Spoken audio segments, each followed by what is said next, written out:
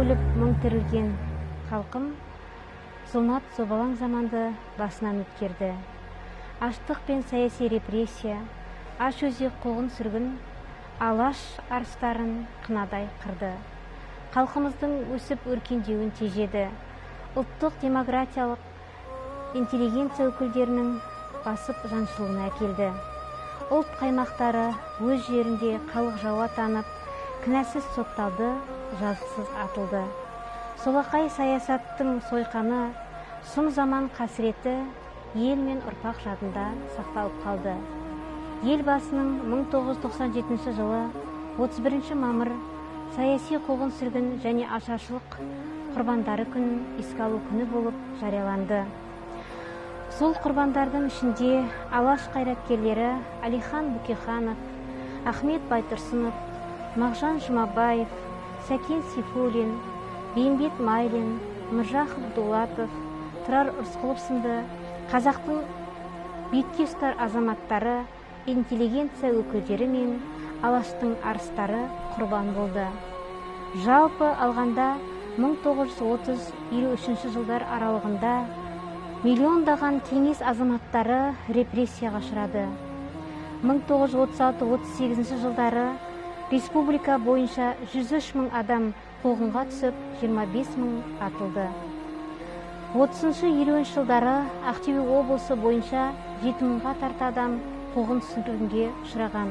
Қазіргі уақытта олардың 5200-і ақталды. Мәртөк ауданы бойынша 262 адам қуғын сүргінге ұшыраған.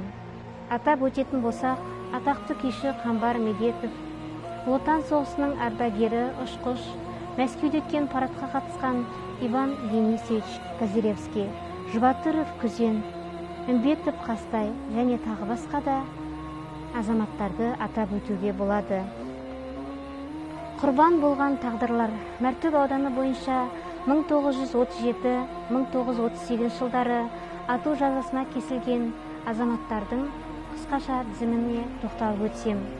1937 жылы ату жазасына кесілгендер Артықбаев Низаш, Бекқалиев Бердіғали, Есенгелдин Әбіл, Есенгелдин Қабыл, Шәуменов Ахмет, Исмаилов Дәрібай, Калиев Садық, Калиев Ысқақ, Бейсенбаев Ескен, Лепесов Білялі, Шалов Әубәкір, Рысқұлов Сағындық. Ал 1938 жылы атылғандардың тізімінде Айтмағамбетов Шаймардан, Алмағамбетов Ідріс, Әлмаханбетов Ысқақ, Күпайдаров Дәрібай, Мұртазин Ғазиз, Шамғонов Нармағамбет, Шамғонов Қалмағамбет, Уәлиев Бектілеу, Жұбатыров Күзен. Сонымен қатар қуғын сүргінге ұшырағандардың қатары арта түскен.